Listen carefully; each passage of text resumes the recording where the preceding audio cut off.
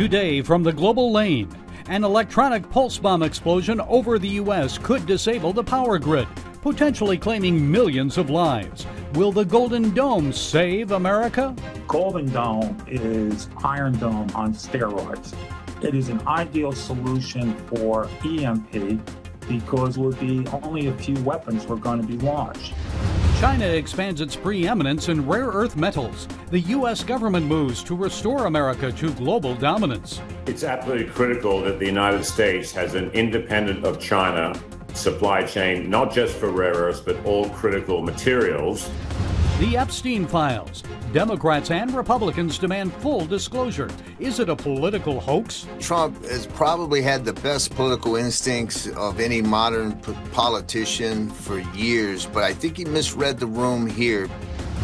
And what revealing the truth about Epstein and his clients would mean for America and the world. And it's all right here on the global lane.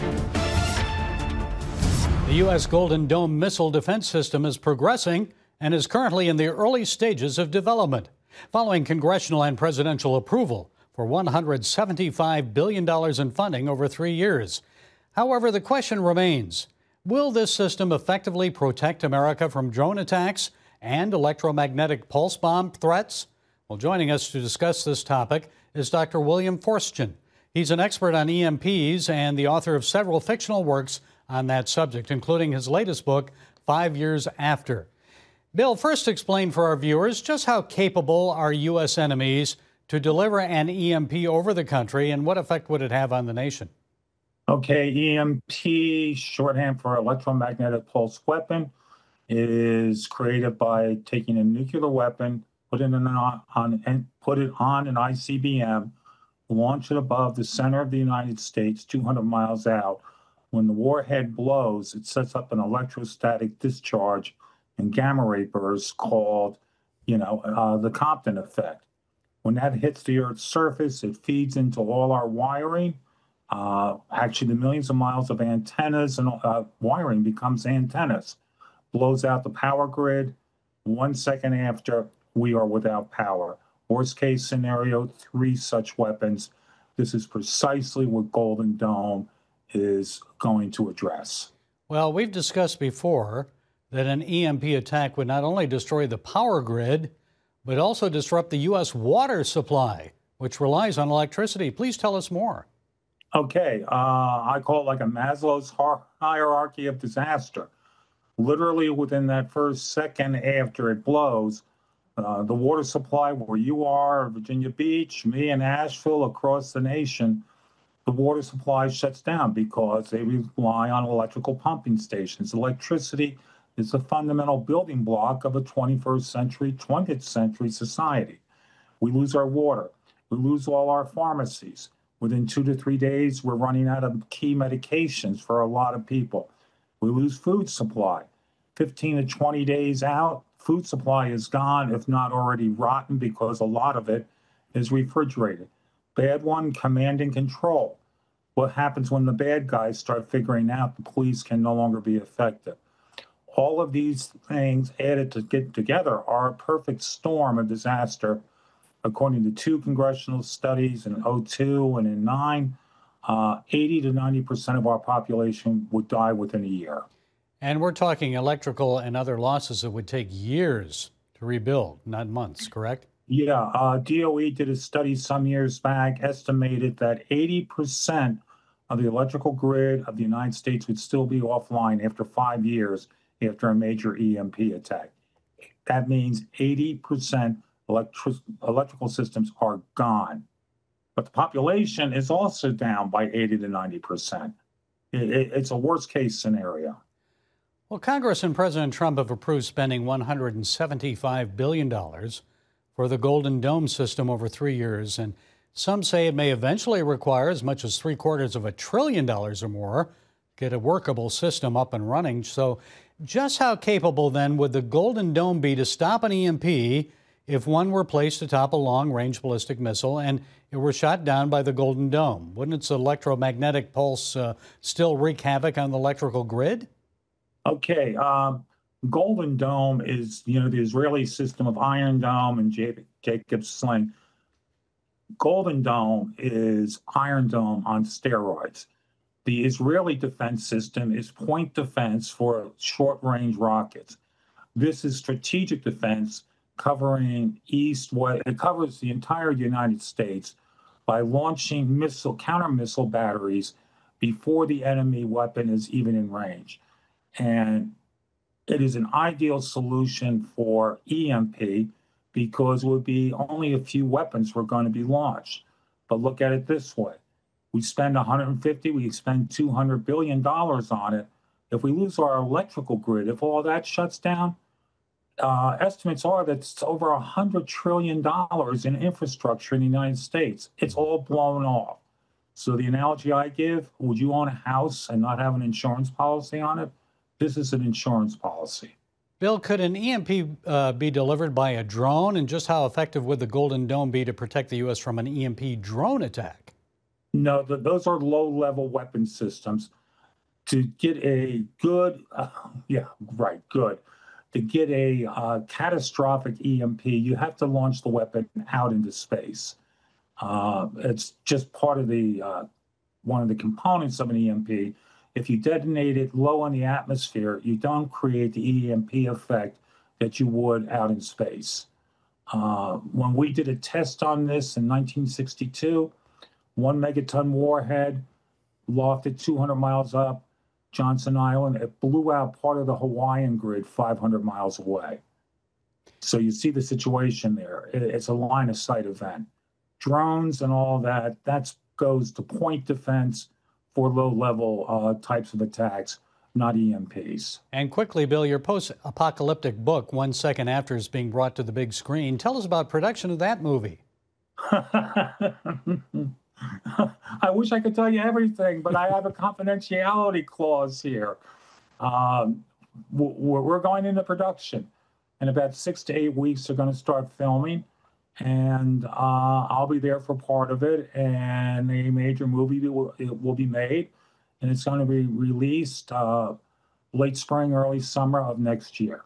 Okay, we're looking forward to that. William Forstchen, EMP expert and author, thank you for taking your time to share your insights with us. Pleasure being with you today. Returning to rare earth metals global dominance. The United States is engaged in a competitive struggle with China over the mining and production of minerals that are essential for national security and economic prosperity. The U.S. Department of Defense has moved to acquire a 15% ownership stake in MP Materials, the company that operates the Mountain Pass rare earth mine located in the Mojave Desert. Additionally, a second U.S. rare earth mine was opened this week by Ramaco near Sheridan, Wyoming. Meanwhile, China is working to increase its share of the global rare earth metals market, which currently stands at 70%. Here to share some insights is David Argyle. He's CEO of Real Alloys, Inc. David, the United States dominated the global rare earth metals market 60 years ago. So how important is it for the U.S. to return to dominance? It's absolutely critical that the United States has an independent of China supply chain, not just for rare earths, but all critical materials.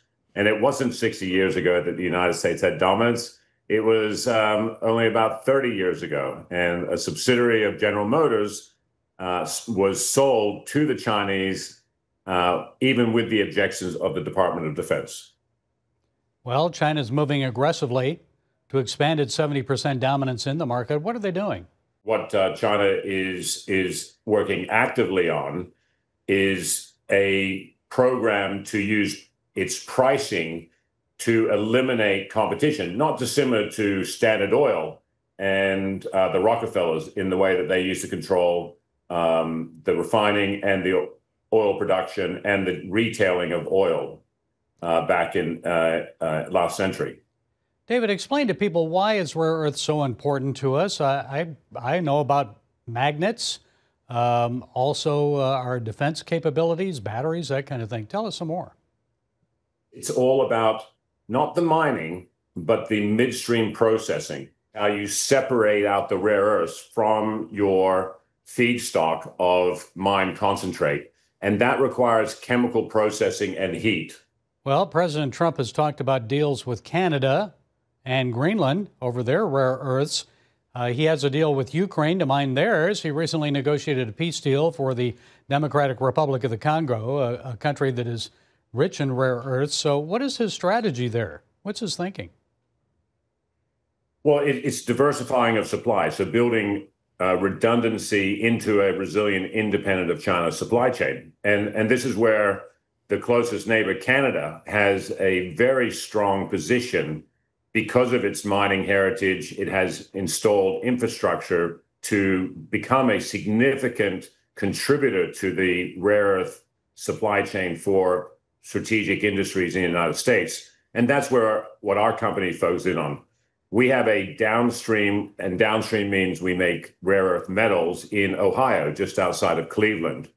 And will be feeding and expanding that facility from the midstream separation plant in Saskatchewan. And that facility is being scaled to meet a significant portion of the U.S. protected market demand. So we are actually working in parallel with MP Materials to achieve the same strategic objective for the United States government. We are doing it with our strengths, which is the midstream separation and the downstream metallization.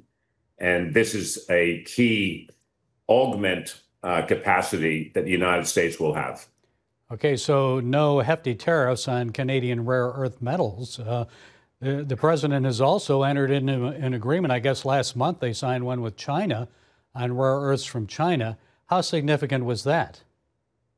That has just opened up for a period of time a trickle of rare earth magnet supply to key industries encompassing car manufacturers, renewable energy, other big electric motor manufacturers. So it's very tenuous. It's working for the time being, but China is refusing to send any rare earths that have the potential to be used for military applications, highlighting the weakness that the United States currently is in. But active steps are being taken by the president to resolve this. Well, what then must be done by the Congress and the president to resolve it?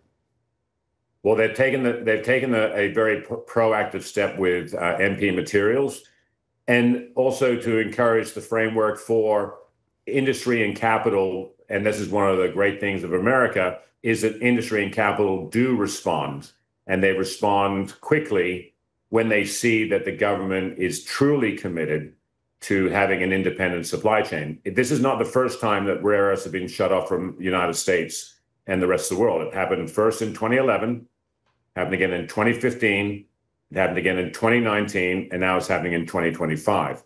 China leverages its control position or significant position in this industry for little domestic cost, i.e. they aren't laying off hundreds of thousands of workers to shut the export of rare earths off, but they cause massive implications for trillions of dollars in downstream manufacturing, such as the car industry, wind turbines, defense, but all the way down to the magnets that are in a refrigerator or a portable beat speaker. So they have a tremendous influence with little on the table, and they can influence policy significantly.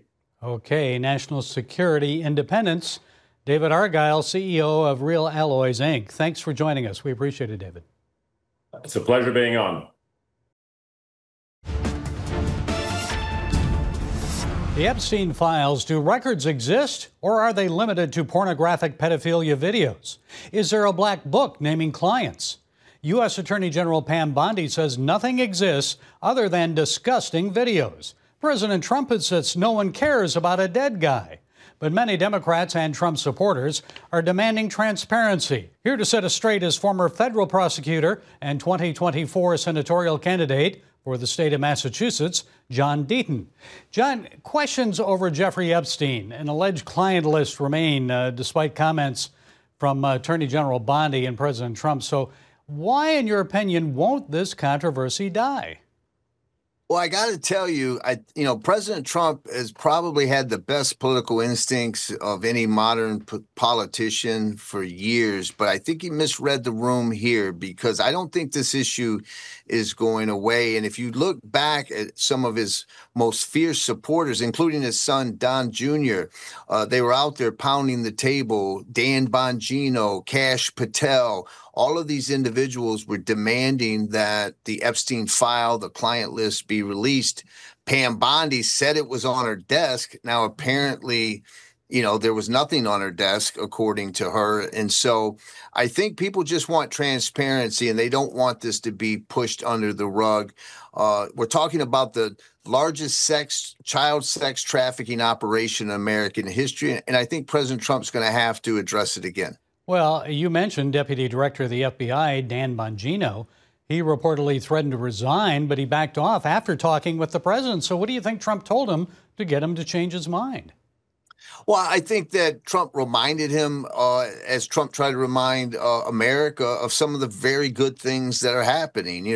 Illegal crossings at the border down 93%, companies investing trillions of dollars, inflation down, oil prices down, egg prices down. So there's lots of positives.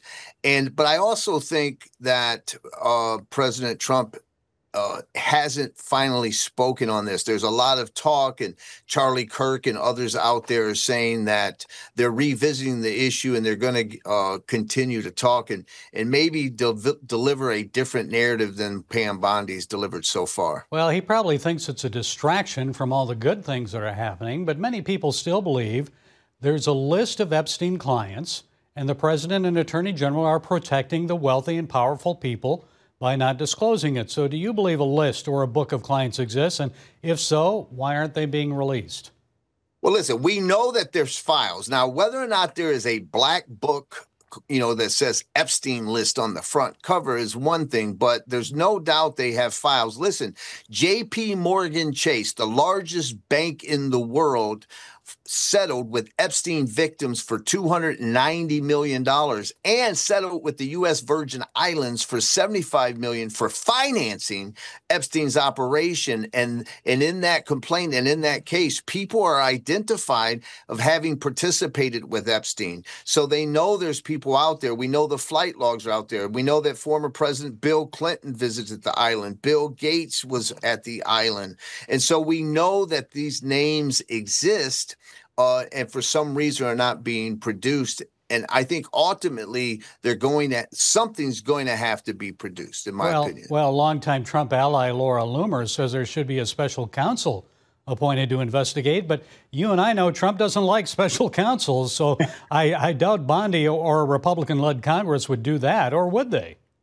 Well, I think certainly the president has a reason to be leery of special counsel, but I have to agree with Laura Loomer on this issue. If I were advising the president, I would say a special counsel, give him 6 months. He can redact, and protect the people that need to be protected, whether that be victims or whether it be someone whose name, had a business relationship but didn't participate in, the illegal conduct involving children. You can redact names, but deliver something for the American people. I think that is a good option for the president. Whether he'll take it or not, I don't know. And John, I've got to ask you about the DOJ's investigation of former CIA Director John Brennan and former FBI Director James Comey regarding the Crossfire Hurricane conspiracy scandal, fake Russian dossier, the political weaponization of U.S. intelligence agencies to prevent the 2016 election of Donald Trump. So is this only political vengeance on the part of Donald Trump, or were actual criminal acts involved? What do you think will happen here? Will anyone go to jail? I don't know if anyone want to go to jail. And on its face, you're going to get Democrats and people on the left that say, look, Trump is weaponizing the FBI and the Department of Justice.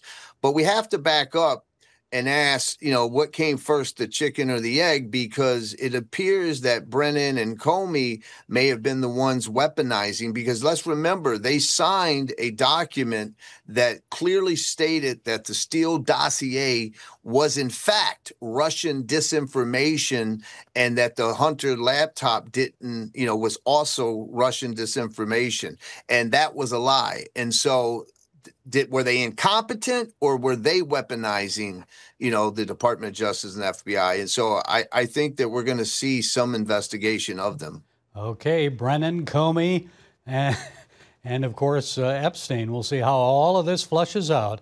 Former federal prosecutor, 2024 Senate candidate John Deaton. Thank you, John, for setting us straight today. We appreciate it. Thank you. Talk to you soon. Democrats and Republicans in the U.S. are calling for transparency regarding the deceased pedophile Jeffrey Epstein and his clients.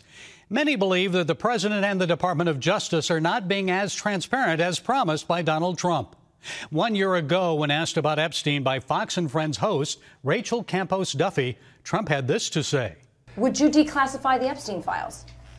Yeah, I would. All right. I guess I would.